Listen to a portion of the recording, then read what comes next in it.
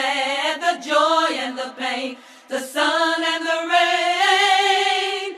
Celebrate life, celebrate your life with love. Hey beloveds, welcome to another edition of A Spiritual Remedy. My name is Sunshine Daye, and of course it is a joy and my pleasure to greet you on this Monday morning. As you can probably tell, I'm not in my regular studio, and that's because I am still in Costa Rica, and so this is a pre-recorded message, and it's important for me to let you know that because I will be coming to you live next week from Long Beach. And today I want to talk with you about overcoming guilt and shame. So I think that this is an important message for you to continue to tune into, and also write your answers in the chat, because I want to make sure that I read them. And so I also want to make sure that I provide you with spiritual tools and loving support for your personal transformation. And I do this because I see a world where clean and sober people are living their best life and loving it. And I see a world where people who are laying down their weapons of distraction, of mass distraction, right? Those things that keep us from living our best life.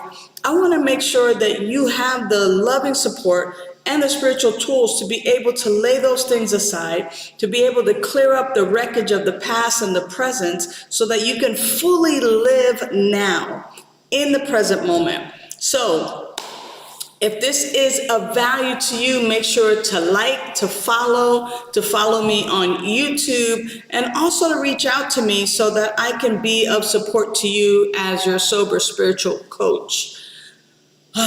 Let's jump in, right? Today, I want to talk about overcoming guilt and shame. And guilt and shame are common emotions in recovery.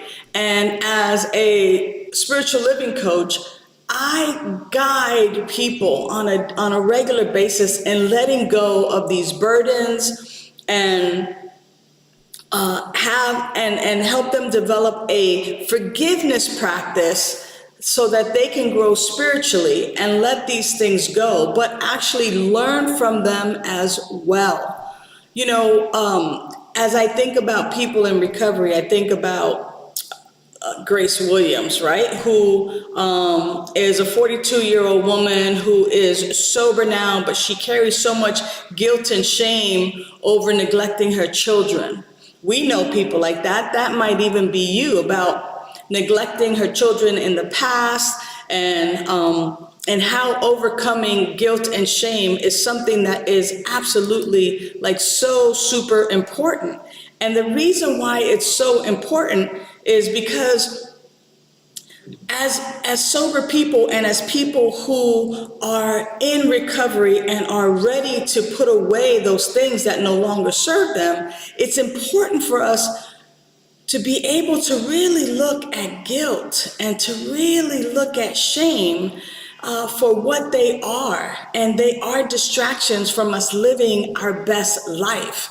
So what are you feeling guilt about? What are you feeling shame about? And how is it that guilt and shame still run your life?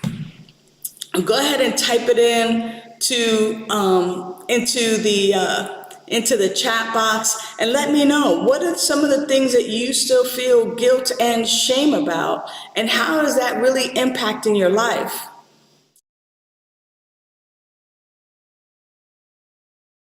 So one thing I definitely want you to know is that Grace Williams is not her real name. I've changed the name to protect the innocent, right?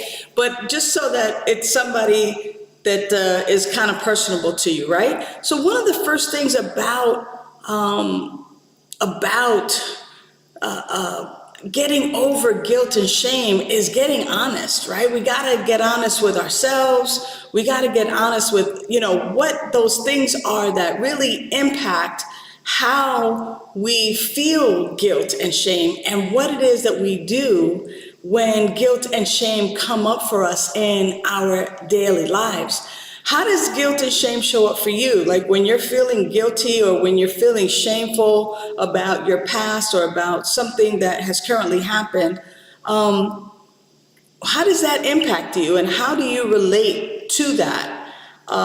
I got to tell you that getting honest is a requirement, and that Grace has to be honest about the mistakes that she's made in the past, the things that she's done on purpose, the things that have been a mistake, and actually get honest about the guilt that she carries. And it involves taking action and making amends wherever possible and accepting that this is part of the growth. Now, this doesn't happen in one or two, or three sessions. This is something that happens over time. And I'm so thrilled to be able to guide you through this process if there is some guilt and some shame that you're still holding on to, because it doesn't really matter whether you are 20 days sober or whether you're 20 years sober. Sometimes even the wreckage of our present, we carry guilt and shame because we've done things in recovery and in our own sobriety that impact other people and hurt and harm other people. I know for me that is true. I'll share a quick story where I carried some guilt and shame, and this is something that happened to me, not happened to me, but that happened in my sobriety. There was a time in my life where I couldn't afford to get my car fixed. And I remember taking it into the dealership, and they told me it was going to be, I don't even remember. I want to say it was like $1,200, $1,500. And I was like, oh, we'll only do this and this and this because I can't afford it. And, the guy, I'm a regular there, right? And so the guy was like, hey, I tell you what, you just bring me $500 cash, I'll hook you up. Now, I knew what was the deal. I knew the deal was either A, he was going to rip me off and not do anything and take my $500, or that he was going to get everything done and he was going to pocket the $500 for himself. At least that's what I imagined that was going to happen. But either way, I did it, and, I brought him the 500, I gave him the 500, and, and lo and behold, like months and months and months and months went by, and I never went back to that dealership. And I needed stuff done, and I was just ridden with some guilt and shame for cheating the company out of everything, and being in cahoots with the service guy who offered me this deal. And I knew that it wasn't the legitimate thing to do. And after several months, almost 9 months, of just kind of being with that shame and guilt, I had to get honest with myself, and then I had to get honest with somebody else. So I actually went into the dealership and I told one of the women who worked there, who I had a relationship with, and she greeted me with all this love. She said, hey baby, how you doing? I haven't seen you in such a long time. And I was like, oh yeah, you know what, Miss May, I gotta tell you something. Can we go into your office? She took me into her office, and I told her the story that I told you. And she said, oh, sweetheart. She said, God is going to bless you. God is going to bless you. Come on, let's go. And I thought it was done. And she said, let's go tell the service manager. I didn't want to tell the service manager. I was still feeling guilty and still feeling a lot of shame that here I am with so much sobriety and so much spirituality and, all of that stuff, that I had stooped to this level. But that was the truth. That's what I did. I did what I did, and I didn't do what I didn't do. And I had to tell the story again, and I had to tell the story now, this time to the service manager. And he came, he was talking with me, and I was telling him the same thing that I told Miss May and the same thing that I told you earlier. And he went behind his desk and he was looking, and he was like, you haven't been here in 9 months, and this is the service and I was telling him, yeah, I feel badly about it, and I want to come correct. I want to pay for the service, and I just want to come correct. And, he thought about it, and he was like, there's no way for me to know, what was really done to your car, but don't you ever do that again. And if anybody ever offers you that kind of stuff here, you make sure that you tell me right away, and oh, by the way, if you ever need a discount, come and see me. I can give you an approved discount. Whew. I tell you something, it was one of the hardest things to do, but I will admit to you that the load was lifted and I was able to feel good about making amends and not repeating that behavior and forgiving myself and forgiving the service tech for even asking me or making that offer to me in the first place, there's things to do besides acknowledging and taking responsibility. There's also forgiveness. There's learning and growth that comes as a result of this. I learned so much. And, the shame was really about cultivating and learning how to cultivate some self-esteem. And there are practices, spiritual practices like rituals of release, forgiveness exercises, and affirmations, and there's this knowing that right where I am, God is, and that this is a human experience. That this does not define the all in all of who I am, and yet it's easier for me to tell the story now because I'm no longer riddled with that shame and that guilt.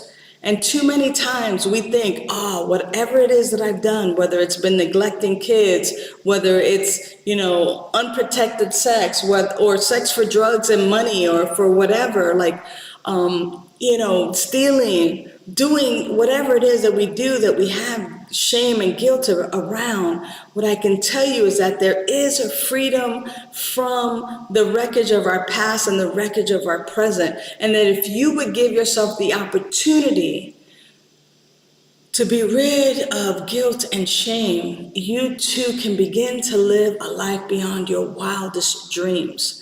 And so that's my message for you today. I really want to know from you what it is that you would like to know. And I want to be your coach and your spiritual living coach and help you through the shame and the guilt. At Be That Spiritual Learning Center, that's what we're about. We're about providing spiritual tools and loving support for your personal transformation. And sometimes a sponsor is not enough. Sometimes a best friend is not enough. Sometimes we need professional help. And I want to be that professional spiritual help that you receive so that you can put into place some spiritual practices and that you can experience the loving support to be done with and to overcome guilt and shame. I trust that this message has landed in a place for you where you can say, yeah, I haven't really gotten rid of this guilt and shame, and that you are motivated to at least sending me a text message and say, I want to work with you. If there's something that you want to get over and get on the other side, overcome the guilt and the shame, go ahead and put that right there in the chat. Yeah, I want to get over and overcome guilt and shame. I want to experience the forgiveness and the freedom that comes from these spiritual practices. And here's the thing is that this is the promise of recovery, that we will not regret the past nor wish to shut the door on it. And so that is my offer to you now. I also just want to remind you that I am still right from here, Costa Rica, still sending and receiving gratitude messages. So if you want to get in on this gratitude train, because what I believe is what you appreciate appreciates. If you want to get in on this gratitude train, go ahead and send me your gratitude list to 562-928-6460. That's 562-928-6460. Send me your gratitude. I will send you back mine. And I look forward to coming to you live from Long Beach next Monday. I can't wait. I can't wait to interact with you all and to be with you again right here on A Spiritual Remedy. Until the next time, know that you are loved and know that you are worth it. Bye for now. Celebrate life. You Thanks for tuning in to A Spiritual Remedy. Use the links in the description for prayer requests, to donate to Be That Spiritual Learning Center, and to join our mailing list. Remember to like, share, and subscribe. And you can visit us at vidaslc.org for more information.